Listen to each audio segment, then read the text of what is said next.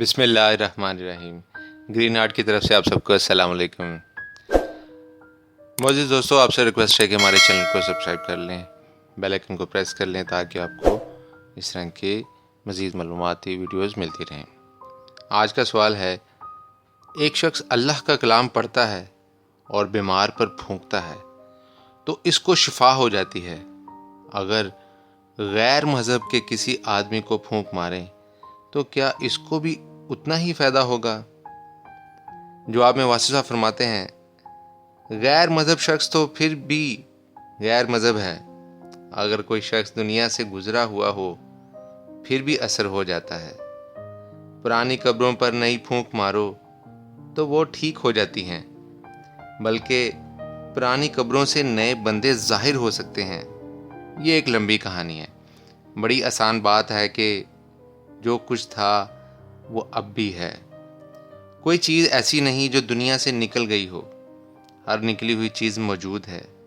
بس آپ یاد رکھیں، پہلے جو بھی تھا وہ موجود ہے، اور یہی آپ کا ایمان ہے۔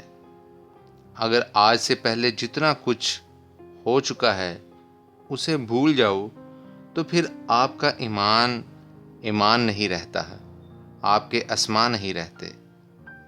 کوئی پوچھے کہ کلام اللہ کا سن تصنیف کیا ہے، یعنی قرآن شریف پہلی بار کب لکھا گیا، آپ کہیں گے کہ یہ آج سے پہلے کی بات ہے۔ اگر آپ آج سے پہلے کی بات کو چھوڑ دیں تو پھر آپ کے پاس کچھ نہیں رہتا۔ یہ جتنی بھی چیزیں ہیں جو پہلے ہو چکی ہیں وہ ساری کی ساری آج بھی ہو رہی ہیں۔ پرانے جہاد آج بھی لوگ لڑنے کے لیے تیار ہیں۔ شیعہ سنی کا جو جھگڑا ہوتا ہے وہ پرانی بات ہے، لیکن یہ آج کی بھی بات ہے۔ اگر گنچا کوئی پرانا واقعہ ہے تو یہ جب چاہے تازہ ہو سکتا ہے، کوئی بات بھی ہو سکتی ہے۔ آج اسلام کی تاثیر وہاں جا سکتی ہے اور وہاں کی تاثیر فوری طور پر یہاں آ سکتی ہے۔ قرآن شریف کی رینج جو ہے وہ پڑھنے والے پر ہے۔ جو آج قرآن شریف پڑھ رہا ہے یہ اس کے مزاج پر ہے۔ پیغمبروں کی رینج زمین سے آسمان تک ہے۔ یہاں کا اشارہ چاند کو وہاں آسمان پر 2 ٹکڑے کر سکتا ہے، ورنہ عام طور پر تو دنیا کے اندر رینج ہونی چاہیے، مگر آسمان تک ان کی رینج ہے۔ جو نیک لوگ ہیں ان کی زمین پر ایسی رینج ہے کہ فاصلہ جتنا مرضی جغرافیائی ہو، ان کے لیے فاصلہ ہے ہی نہیں، فاصلہ صرف آپ تک ہے۔ کلام الہی کا کوئی فاصلہ نہیں ہے۔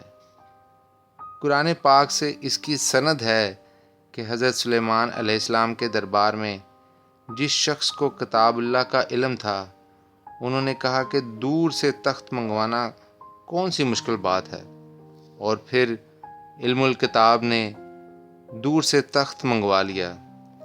تو یہ علم کتاب کتنی دور تک اثر کرتا ہے؟ بہت دور تک اثر کرتا ہے۔ تو علم الکتاب ہونا چاہیے اور علم الیقین الکتاب بھی ہونا چاہیے۔ جب یہ علم آ جائے، یقین ہو جائے، تو دور کے فاصلے کم ہو جاتے ہیں، ہر شے قریب ہو جاتی ہے، کیونکہ دور قریب تو ہے ہی کوئی نہیں۔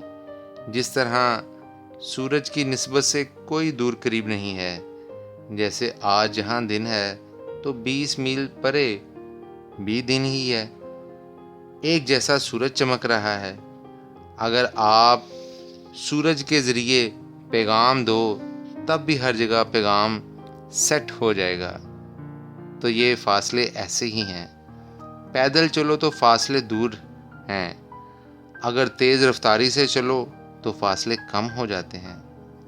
خیال کی رفتار جو ہے وہ ہزارہ کمپیوٹر سے زیادہ ہے۔ کتنی زیادہ ہے؟ اس دنیا کے سارے ہی کمپیوٹرز اکٹھے کر لو، اس سے زیادہ طاقت خیال کی ہے۔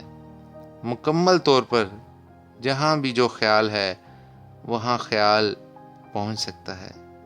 ادھر آپ پھونک مارو، ادھر اثر ہو جاتا ہے۔ یہ اثر ہو سکتا ہے، یہ دعا کا اثر ہے کہ اگر کوئی شخص باہر کے ملک میں بیمار ہو اور اس کے ماں باپ یہاں بیٹھے دعا کرتے رہیں تو اس شخص کو وہاں شفا ہو جاتی ہے۔ اس لیے جن لوگوں کے بچے باہر گئے ہوئے ہیں ان لوگوں کو چاہیے کہ وہ دعا کرتے رہا کریں۔ غیر ممالک میں رہنے والے دعا کی رینج سے باہر نہیں گئے، دعا کی رینج سے وہ اس وقت باہر جائیں گے اگر وہ خیال کی رینج سے نکل گئے۔ جو چیز تمہارے خیال کے اندر ہے وہ دعا کے اندر ہے، اس لیے اپنے خیال کی بھی اصلاح کرو اور دعا کرتے رہا کرو۔ دعا ہر جگہ اثر کرتی ہے، دور تک اثر کرتی ہے اور سب پر اثر کرتی ہے۔ معزز سامعین، آپ کے قیمتی وقت کا بہت شکریہ۔ اللہ تعالیٰ آپ کو آسانیاں دے اور آسانیاں بانٹنے کی توفیق دے۔ اللہ نگہبان۔